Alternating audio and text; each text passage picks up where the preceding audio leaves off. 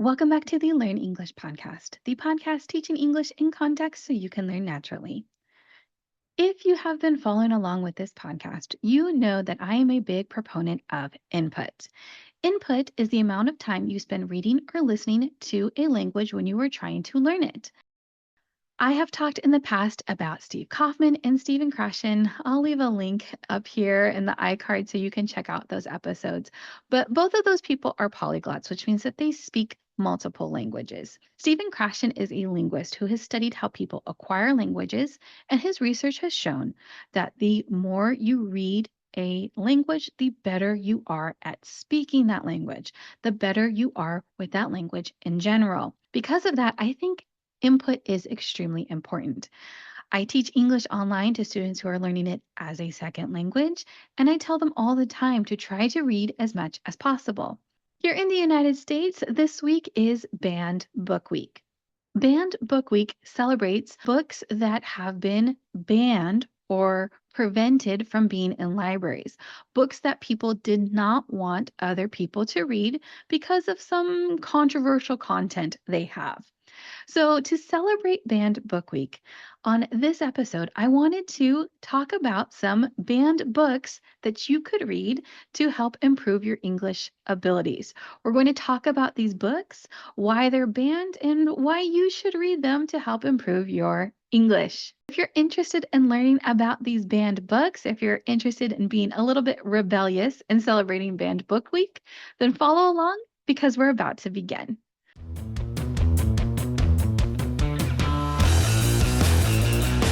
A quick reminder before we get started to look at the description in this podcast episode for the vocabulary list. This is a list of the words and phrases that I use in the episode, so you can refer to them, take them, put them in your own vocabulary learning system, and eventually start using them in conversation yourself. If you're watching on YouTube, I'm also going to put a link in the iCard to a previous episode that I did. I did an entire episode on how to use reading to improve your English. So if you're unsure about how to use reading, how to read efficiently, and how to use reading to increase your English abilities, then you can check out that episode. I would recommend it so you can learn how to put reading into your study plan and have it become part of your English learning journey. Another thing that I want to mention is that a lot of these books have been turned into movies. I'm going to leave a link to two different websites. I am not paid by these websites. I have no affiliation with them, but they are websites that I personally use. The websites are justwatch.com and watchany.stream. These are two websites that you can use. You can put the name of the movie or TV show into the search, and it'll tell you if that particular content, that movie or TV show, is available in your country and on what streaming platform. So I use this when I want to watch something. I'll put it into the search and it tells me if it's available in streaming and on what platform. That way I can see if I can watch it or not. If you're interested in watching the movie version of these books, you can use them and see if it's available in whatever country you are in. Now, a little bit about how we're going to organize this list. I'm going to start with the books that are at the lowest English level, and then we're going to progress up. So the first book is going to be the easiest. The last book is going to be the most native, the most challenging. That way you can determine where you are for your English level and see what book would be most appropriate for you. The book that is the easiest, the book that is at the lowest level, and that we're going to start with, is Charlotte's Web. Charlotte's Web was written in 1952 by E.B. White, and it is at a B1 to B2 level of English. So that is at an intermediate range. If you are at an intermediate range for English, especially for reading, this could be a great book for you. The book is more of a children's book, which is why it's at a lower level. I would say people here in the United States usually read this book at around age 8 to 10, so it is a little bit more simplified. But the story is about a pig named Wilbur. Wilbur is born on a farm, and he is the smallest out of the pigs who are born there, and he becomes friends with a girl who lives on that farm. And so she sends him to her uncle's farm. At her uncle's farm, he meets other animals. He meets a whole cast of animals, and one of the creatures that lives on the farm is a spider named Charlotte. Charlotte uses her web to continue to save Wilbur so he does not get turned into food. and he gets to have this wonderful adventure living on the farm with these other animals. The animals talk to each other, they have little adventures together, and it's just a very sweet story. It's probably one of the reasons why I am still vegetarian, because it's just this really sweet story, and you don't want these animals to get killed. You don't want anyone to end up eating them. The story also has a little bit of a tragic ending, a really sad but also slightly hopeful ending. And if you have read the book or if you've seen the movies, you know what it is. I'm not going to spoil it here, but it is a children's book, but really has the sweet theme, but also the thought-provoking theme. The ending of it has this really, we call bittersweet ending, where it's sad but also slightly hopeful, both at the same time, and it's a impactful ending. If you are interested in reading it, of course, you can read it. There's also two different movie versions. There's an animated version, and there's a live action version with a young Dakota Fanning from a number of years ago. So if you're interested, there are two movie versions as well. Now, the reason why this book was banned is that here in the United States has a history and a culture of being a very conservative Christian ideology. There's a lot of people who came to the United States, who founded the United States, who were very conservative Christians. And that thought process, that ideology, that culture continued on, and even today is still continuing on. There's a lot of people who still want to ban books in conservative states. Because this book had talking animals, it was banned. Conservative Christians did not like the idea that animals could talk, that they could act like humans, that they had thoughts and brains. And so this book was challenged and this book was banned at different points in time. Nowadays, it's definitely considered to be a classic book. A lot of people read this book. I read this book. A lot of people read this book. It is one of those classic children's books, but in history, it has been banned before. If you're interested in reading it, like I said, it is at an intermediate level. It has this really sweet storyline. It has illustrations. It's not very long. So if you're interested in reading it, it could be a great resource for you. The next book, or I should say series of books, is the Harry Potter series. Now, I know a lot of people have already read them. A lot of people have watched the movies. They're extremely popular, and maybe it's not a new recommendation. But the reason it's on this list is because it is a series of books. There are 7 books, and the books are pretty long. So if you're interested in reading them, there's a lot of material there for you. Other really big reason I put it on this list is that the books are progressive with their level. That means that the first book is the simplest to read. It is targeted for someone who has a lower reading level, and then each book progresses with its level. The first books in the series, probably the first 3, are at that B1 to B2 range, that intermediate level. And then the later books are at a B2 to C1 level, more advanced. If you start with the first book, and if you're at a lower English level, you can progress with the books. As your reading level increases, you're going to those additional books, and it really is a kind of built-in system for someone who's trying to learn English. Now, of course, these were written for native speakers. It's not written for people who are trying to learn English, but that progression is really nice because it is something that you can use if you are trying to increase your English level. You can start with the easier books and work your way up. That's a really great resource to have. Of course, if you know the stories, you know that there's movies and you know that the whole storyline is about Harry Potter. There's wizards, there's witches, there's magic, there's the fight of good versus evil in this book. And the book series was banned because of that. Like I've said, there was a conservative Christian culture here in the United States. Some people do not like magic, do not like wizards and witches, and because of that, it was challenged. I can say personally, I went to a Christian private school, a private Christian school that all the teachers were Christian, all the school was a Christian school that taught about Christianity. And I had a number of teachers lecture me and my classmates about this book series. So when I was in school, these books were coming out, the movies were coming out, and our teachers told us not to read them, that they were evil. Reading them would expose us to the devil. The devil would be invited into our lives and take over our minds, and we would I don't know, I guess turn evil or something? I'm not really sure. I don't know, I can say I've seen every single movie. It was one of my favorite movie series when I was growing up, so maybe I was a little rebellious. Didn't really listen to that, but it was, definitely challenged at my school, and that's why it is on the list of banned books. If you're interested in it, of course, like I said, it has that built-in progression, which is so nice if you're trying to learn English. They're long books, you have a lot of content, you have audiobooks that are available, the movies that are available, so there's just a lot you can use if you are trying to use them to improve your English. The next book on our list is by George Orwell, and it is Animal Farm. Now, Animal Farm is at a B2 level, so it is upper intermediate, a little bit more challenging than Charlotte's Web or the first Harry Potter book series. It is about a farm. So it's a farm that has animals, hence the name Animal Farm. The farm is run by Mr. Jones, and the animals on his farm end up rebelling against him. They want to get rid of Mr. Jones, the farmer, and they want to create a utopia. A utopia is a society where everything is perfect, where everything is going really well and everyone can live in peace and have all of their rights and their needs met, and everything is great.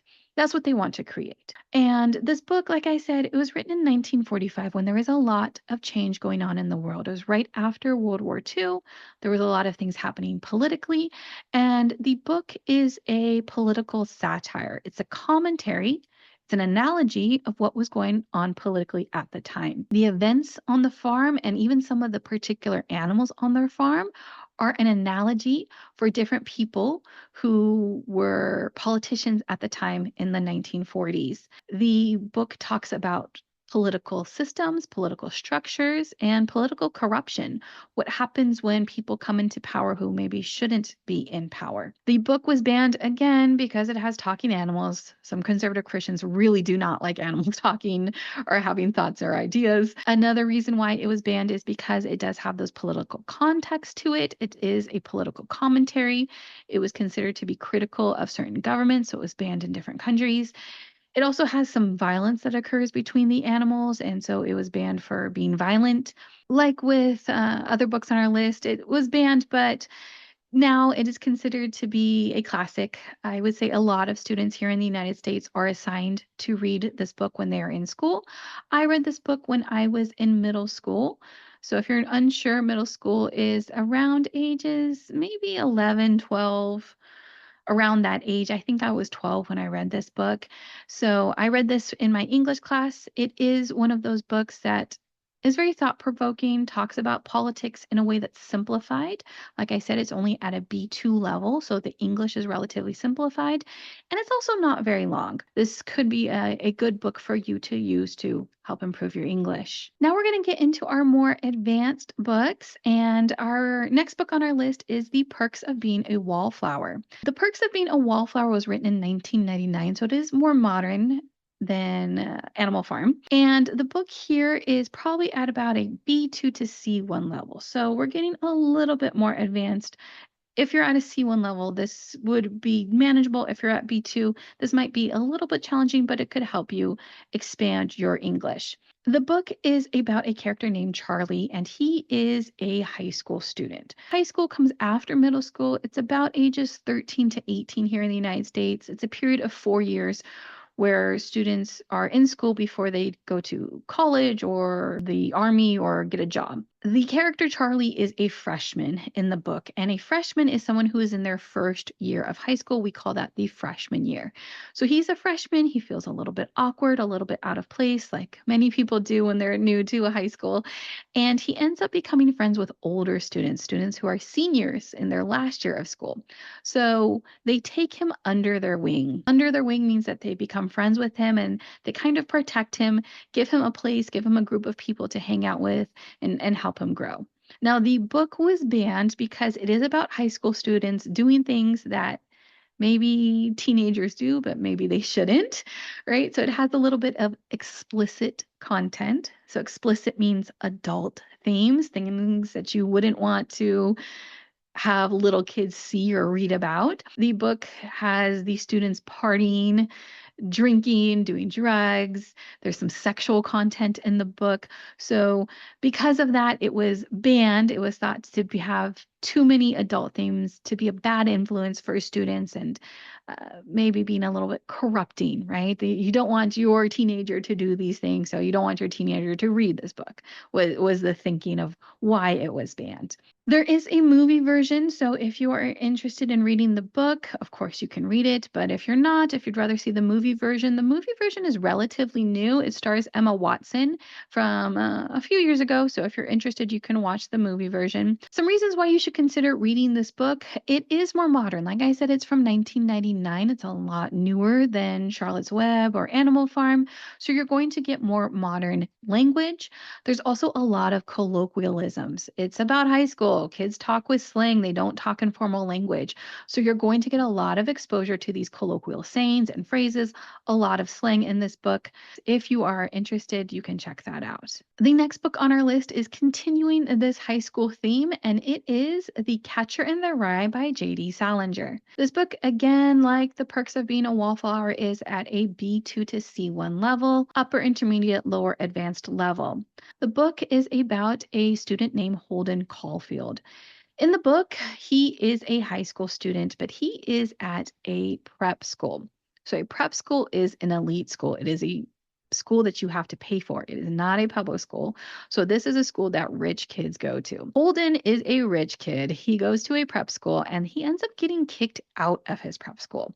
When he gets kicked out, he basically just runs away from home, and he's in New York City. He goes to New York City. He wanders around the city by himself, and he is just thinking about what he's going to do with his life. The book is considered a classic because it really gets into Holden's thoughts. It talks about the anxiety he has, the depression, the despair he has for his future. He doesn't know what he's going to do with his life. He seems to have some mental issues. He really has some dark thoughts, and it captures everything. It captures that teenage angst, as we would say, that period of time where you feel anxious and you don't know what you're doing with your life. And so he's thinking all of these thoughts while he's walking around New York City. He meets some friends, he meets some strangers, he meets people who have an impact on his life, and he really is just trying to figure out who he is and what he's going to do with his life. There's a lot of different quotes from this book that are famous. This book, like I said, is considered to be a classic, and a lot of people read it. The reason why it was banned, again, Holden does some things that maybe you wouldn't want your teenager to do. He, again, gets into some sexual situations. There's also profanity in this book. Holden curses, characters curse in this book. The book has these rebellious themes of him running away from home, getting kicked out of school. Definitely has some issues of rebellion. And for all those reasons, it was banned. The book also has a reputation of being a book that's read by people who commit crimes. Not that Holden really commits that many crimes in the book. It's not that he is necessarily a bad person, but this book has this reputation. So the person who assassinated John Lennon actually was caught with this book in his pocket. He was a fan of this book, and there's some other people who were fans of this book who were criminals. So it got this reputation of being a book that maybe was a bad influence on people. Now, like I said, a lot of people in the United States read this book. I have read this book. My family members have read this book. We're not criminals. I don't think I'm a criminal. So, not saying that you're a criminal if you read this book, but it got this bad reputation. And so that added to it being banned and added to maybe a little bit of the mythology of this book that bad people read it. So it is one of those books, if you are interested in reading it, it has a lot of colloquialisms. Like I said, there's profanity in this book. So it does have different grammatical structures and different vocabulary than if you read something that was more formal. If you're interested in reading it, another great book to check out. The next book on our list is Fahrenheit 451, written by Ray Bradbury. This book is also at the B2 to C1 level, upper intermediate, lower advanced, and the book is about Guy Montag. Now, this is a dystopian novel. Dystopian means in the future, but a bad future. You don't want to live in a dystopian future because in a dystopian future, everything has gone wrong and society is falling apart. In this dystopian future, Guy is a fireman, and what his job is to collect books and burn them. So the main part of this story is that books are banned. and that people are not allowed to read books anymore. In the story, Guy gets bored and disillusioned with his life. He ends up collecting the books and reading them. Of course, by doing that, he's exposed to new ideas, new thoughts. It expands his world perspective, and he also meets characters along the way that help him with his critical thinking and his perspective on the world. It is a little bit ironic, a little bit funny that the book is about a future where books are banned, and the book itself was banned because it has this commentary on censorship, on government control, on critical thinking. It was challenged for being anti-government, for having these themes. It was banned and it was challenged from being in libraries. Like I said, the book that is about banned books was a banned book. It's a little bit funny to think about, but it is one of those classic books. It is a book that is considered to be well read, a book that is a strong commentary on censorship and of critical thinking and what can happen when books are banned and when critical thinking is lost. And we're going to continue on this censorship theme with our last book. It is again George Orwell. We talked about him with Animal Farm. He wrote that, but he also wrote 1984. 1984 is probably at a C1 level. This is going to be our most challenging book. If you are going to read one of the books on this list, just know that. It is probably George Orwell's most famous book, and it is continuing on with that theme of censorship. So this is another dystopian novel. It was written in 1949, so at the time when it was written, 1984 was in the future. Of course, nowadays, 1984 is in the past and maybe the distant past, but it at the time was about the future and a dystopian future. The character here, Winston Smith, works for the government. There is one government party that is led by Big Brother. The government watches everything people do. They control what people think. They control the information that people see. And Winston is part of that. So he is part of forming this history that the government wants. Anything that does not align with what the government is teaching people has to get destroyed, and that's his job. Of course, just like with our other previous book, Fahrenheit 451, he becomes disillusioned. He meets people along the way who help him change his perspective, and he tries to become part of the rebellion against the government. The book is very popular. A lot of people have read it, and again, it was banned because it was considered to be a political satire. It was banned because it was thought to be anti-government, anti-conformity, too much about free speech. So it does have that history of being banned. If you are interested in reading it, there's a lot of terms from this book that have become mainstream, that have become part of the vocabulary here in the United States and the English-speaking world in general. So you will have a lot of cultural influence from this book. There's also a movie version, so if you're not interested in reading the book, you can, of course, check out the movie as well. I hope you found this list interesting. I hope there was a book, or at least more than one book, that gets your interest, that you want to read and use to help improve your English abilities. A reminder that I try to encourage people to get as much input as possible. Reading will help your English level. So hopefully you found a book on this list that you can use to read and get that input. Even if you're not interested in reading, and even if you don't want to read a book on this list, hopefully you learned some new vocabulary, some new phrases. I know we've talked about a lot. And just a reminder to check out the vocabulary list that's in the description of this podcast episode for those words and phrases. If you liked this episode, or if the podcast is just helping you in general, please consider leaving a rating on whatever app you are listening to this podcast on. If you are watching on YouTube, please leave a comment. Tell me if you're interested in any of these books, if you're reading any of these books, or if you want more episodes like this. There's a lot of books we can talk about, so just let me know. Give me some feedback. Tell me how you like this episode and what you want to learn more about in the future. You can also send this episode to a friend or family member. Recommend the podcast to someone who is learning English so we can continue to grow and reach a larger audience. A reminder to follow us on social media at Learn English Pod. The website is learnenglishpod.com. And remember to like and subscribe so you don't miss our next episode when it comes out next week. Until then, keep learning English.